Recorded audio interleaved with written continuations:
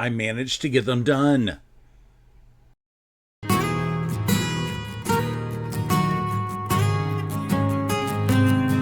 Now they just need to be brought up to Massachusetts and gifted. Hi, and welcome to Quilt Meets World, where we have adventures in piecing and joy. I'm Russ, coming into my sewing room. I got all the quilts done. I spent all day in here on Friday finishing the binding, and they're done. Riley was at daycare, and I had Friday off, so I was able just to spend 100% of my focus in here. It'd been a little bit less than 100% because I had the TV on and stuff, but the binding is done. I was exhausted by the end of the day, so exhausted that I almost forgot to pack everything in the car for show and tell the next morning. I didn't sleep solid that night. It happens every now and then, but I survived through it. Saturday was show and tell, Saturday sampler weekend and everything. I normally do third Saturday, but I won't be in town for third Saturday, so I needed to go first Saturday so I could, do show and tell, pick up my next blocks and everything else. The block story is a little bit different of a story, but I digress about that. It was crowded there. It made me realize why I really hate going first Saturday and why I really appreciate third Saturday. There were so many people.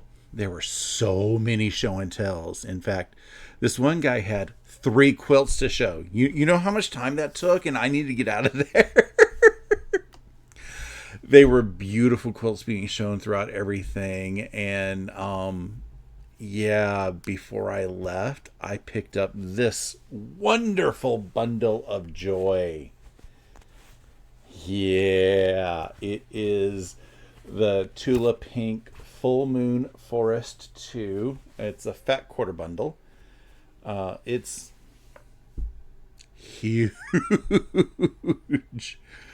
I was expecting it to be in just the tower of square folds, but I guess what they got was wrapped like this.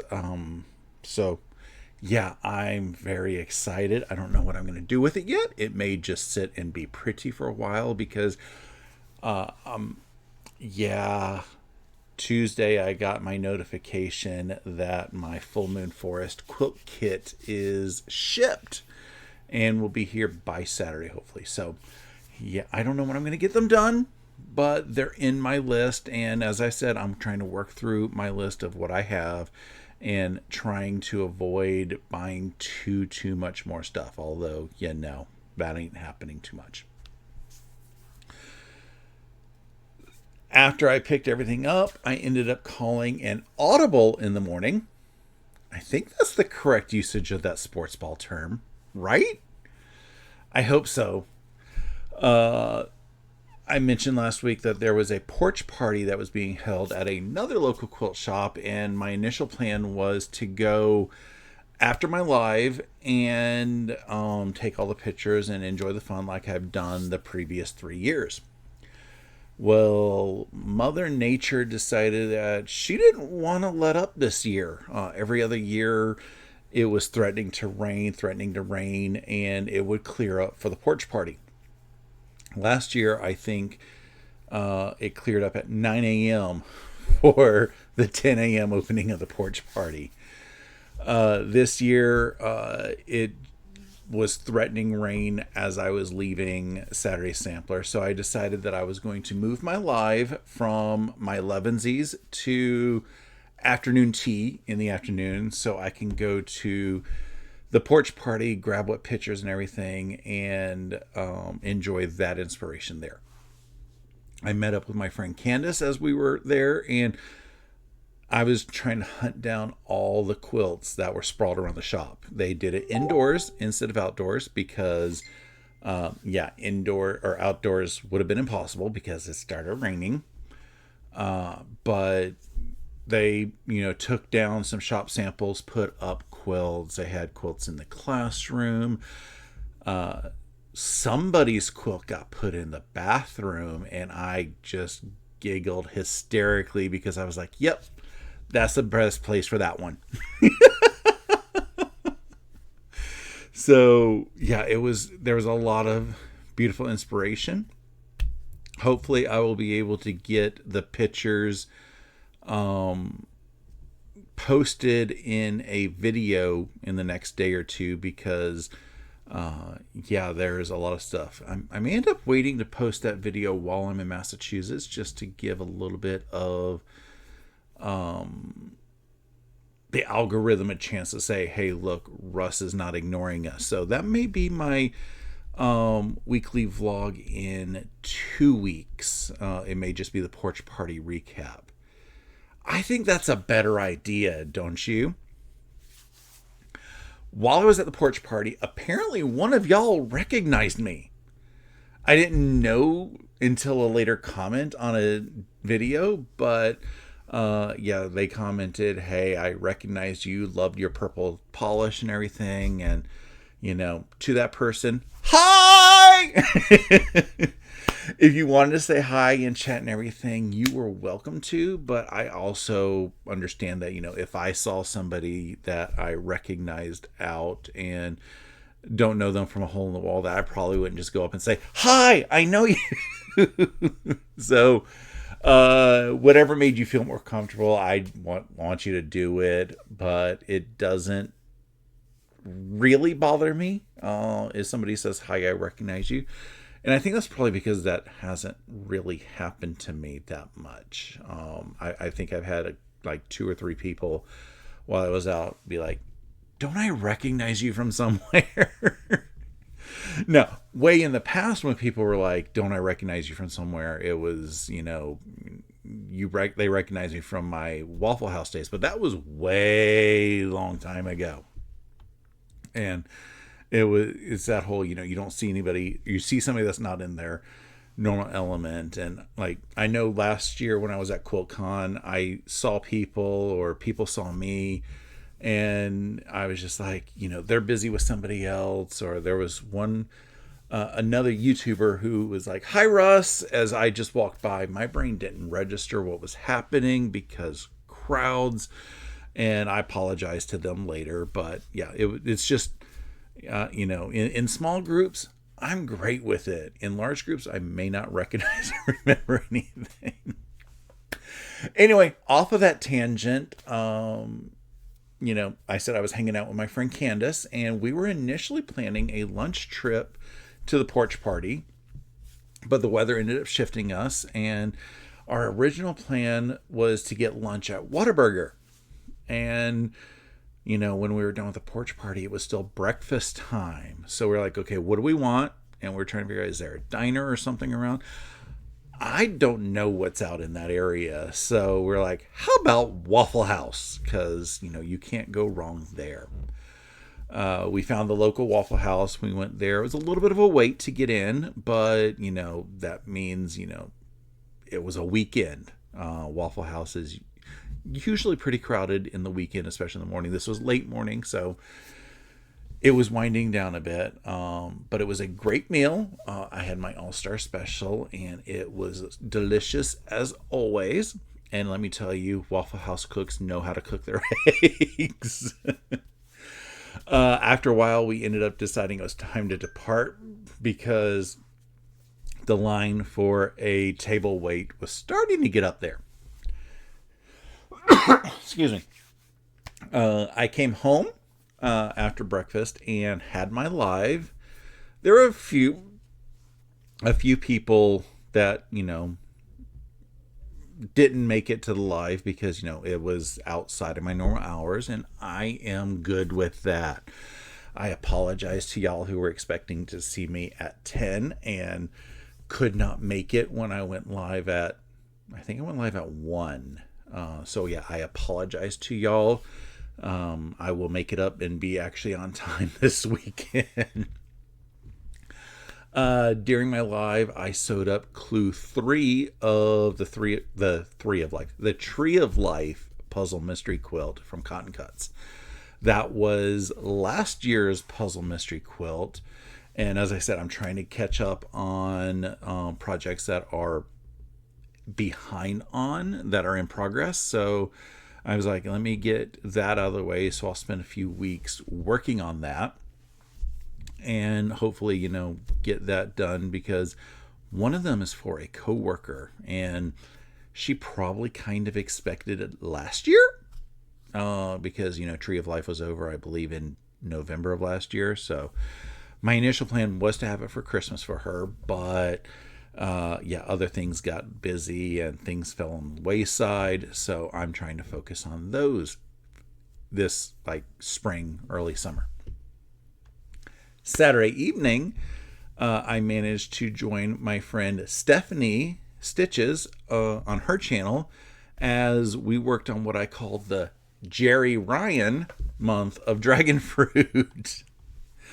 That joke was funny for probably 4 people who knew that Jerry Ryan played the character Seven of Nine on Star Trek Voyager back in the 90s.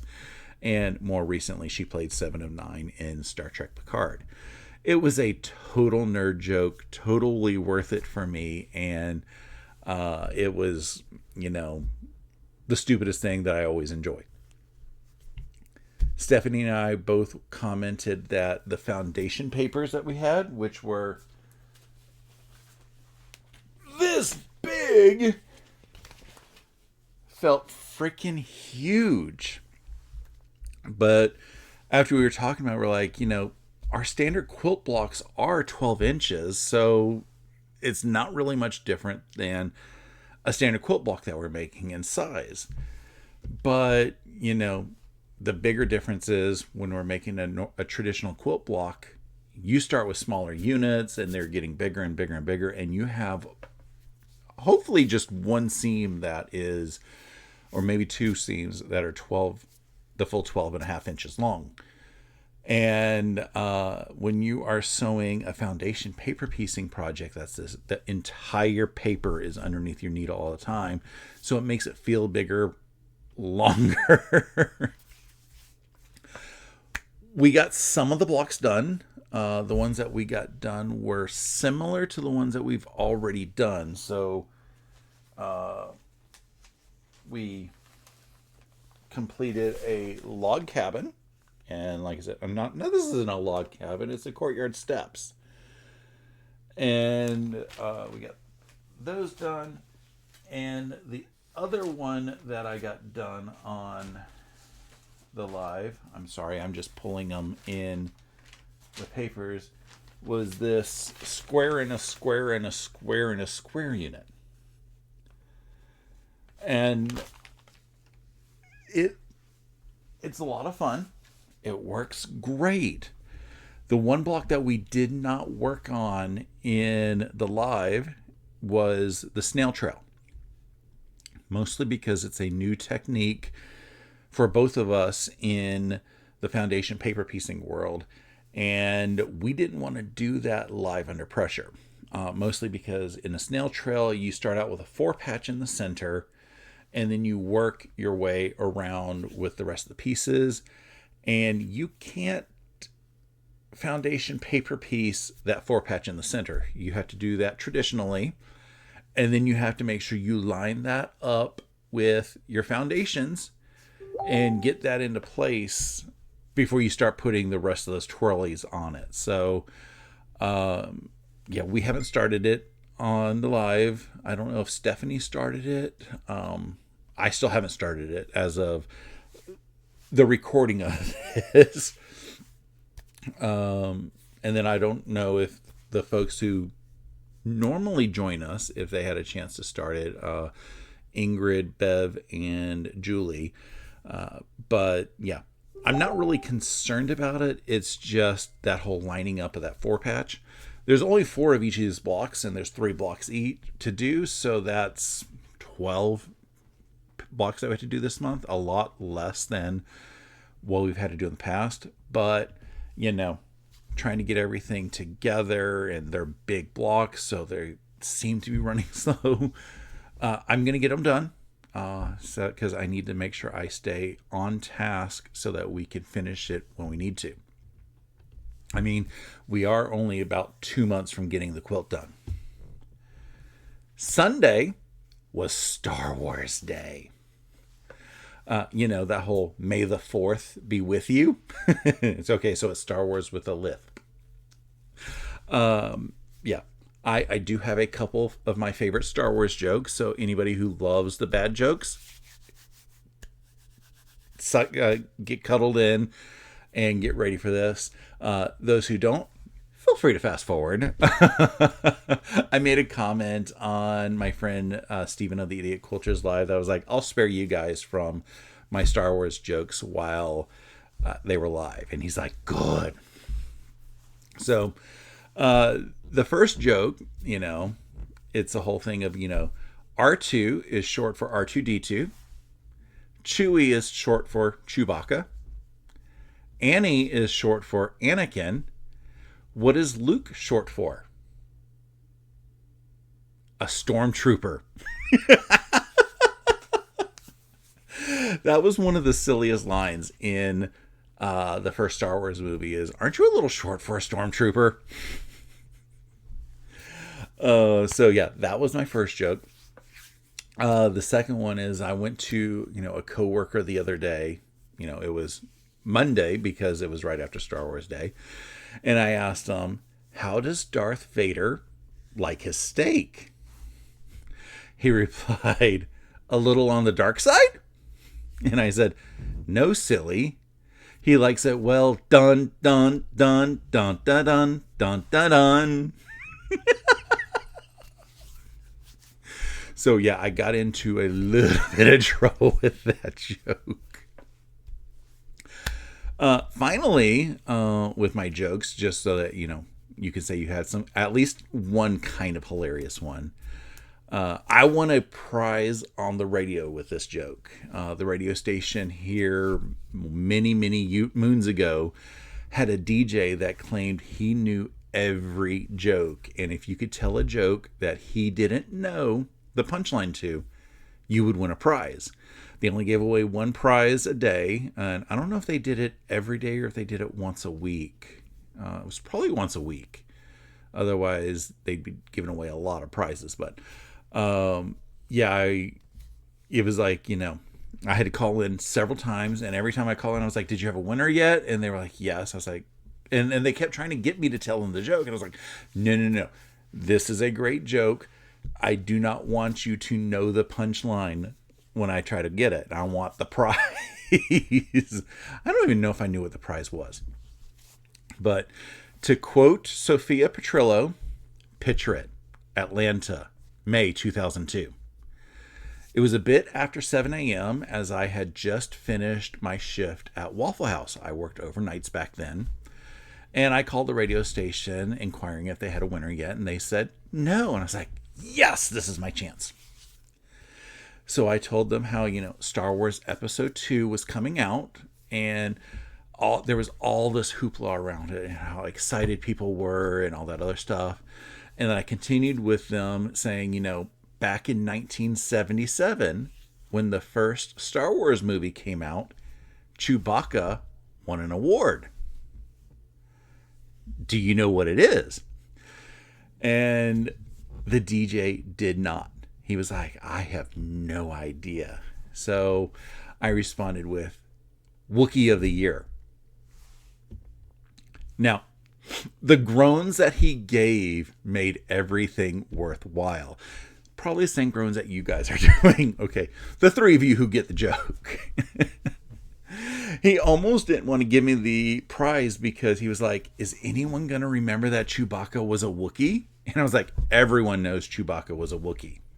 So the prize was free tickets to the Punchline Comedy Club here in Atlanta. I ended up going with this guy a while later. He was totally adorbs, but nothing ended up coming out of it. Like, we hung out a few times, but a lot of it was, my schedule just was horrible when you work nights trying to do dates. Although I'm not doing any better now when I'm not working nights. So besides the jokes, Sunday was spent playing catch up. I got a couple more blocks done of the dragon fruit homework, and I worked to get a few other things in order around here and stuff. I did snap an awesome picture of Riley looking out the window that you will get to see in Scenes from the Week. It was totally cute, totally hysterical. Monday evening was a nightmare. I had to go to the local Walmart to pick up a few things. One of the things that I needed, I spent forever trying to find. In fact, walking around the store trying to find this is what I'm blaming my other impulse buys on. But I digress. I needed astringent. I went up and down all the aisles where I thought it would be. I couldn't find it. I was just like tired, hungry, exhausted. I finally pulled up the app on my phone and typed in, okay, I need astringent, and found the Equate brand because that's their store brand. I'm like, they got to have it. And they did not have it listed as in store. I'm like, how can you not have astringent in store?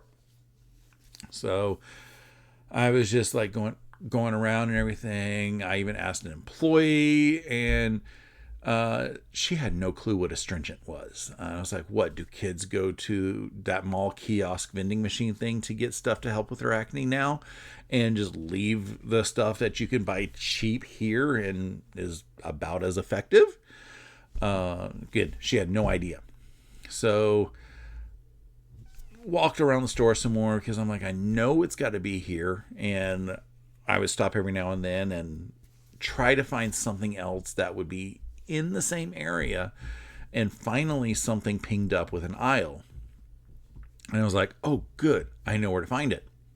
So I did a couple other impulse shopping things. Yeah, we won't talk about what I bought. And I headed for that aisle, and it was one aisle past where I had been searching. For all I've basically known of this Walmart, health and beauty care, pharmacy, all that other stuff ended at a certain aisle, and the aisle after that started garden. And it had been like that for basically as long as I knew. So imagine my surprise when I realized this area that I just completely ignored because it was supposed to be garden is actually more health and beauty care. So I went over there and, went right to the aisle, and immediately I see the thing that the Walmart app said does not exist in store. So I bought it and everything. It was a little frustrating, and then I went to the lady. I was like, this is what I was looking for. It's over here with all this other stuff. And she's like, well, if I had known that it was like makeup related, I was like, it's not makeup related, it's acne, but whatever, it's fine. The one thing that I totally forgot to look at, probably because I didn't seem to walk by it, just like I didn't walk by garden, was to find a suitcase. And in my defense, I didn't think about doing this until Monday afternoon anyway. As I said, I have to bring up 3 quilts for my sister's trip. One's for my sister, one's for her besties, one's for my cousin's son. And if I put all 3 of them in my suitcase that I have, I would have 0 room for clothes. And, if I had a bigger suitcase, I would have a basically empty suitcase to come back with, because I travel fairly light. I mean, I'm going for a week. It's a handful of t-shirts, a handful of shorts, a handful of underwear, a pair of shoes, pair of socks, and my like shampoo, conditioner, and everything else like that. So I don't even need the size suitcase that I have in order to pack everything. Just because, like I said, I'm not packing a whole lot. And so I was like, well, ask my sister, if I buy an extra suitcase, do you want it? Because it would cost me probably about $50 to ship it, to ship the quilts based on the size of the box that would be needed, or it would probably cost me $50 to buy a new suitcase. And I'm flying Southwest, and so far up until the end of the month, they're still doing the bags fly free thing. So I can still bring 2 bags on the plane. But I forgot about it. So I'm going to have to go back to Walmart this weekend and see if I can find an inexpensive suitcase. But my sister, she said that it would probably get used if it was left here. So I'm sure they will be able to use it. It happened one of my previous trips. I don't know whether it was the last trip or the trip before that. I had brought a suitcase that was larger than I needed. And she goes, you should go buy a smaller suitcase and leave this one with me.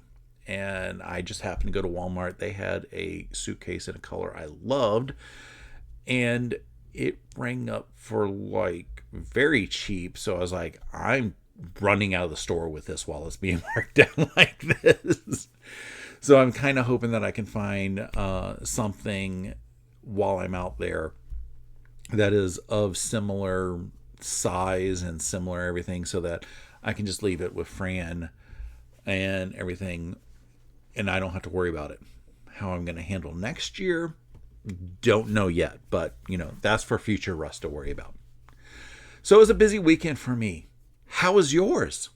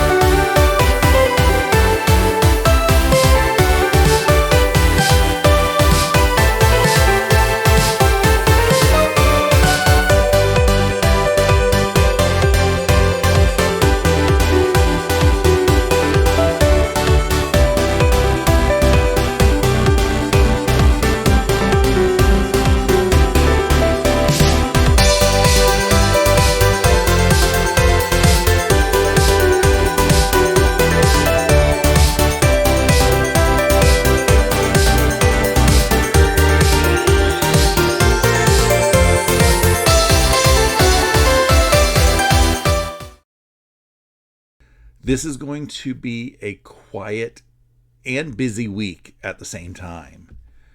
The only plans that I have here in my sewing room will be my live on Saturday because, I'm flying out. I should be working on clue 4 of Tree of Life. That is, unless I'm in here at some other point and get, clue 4 done before that.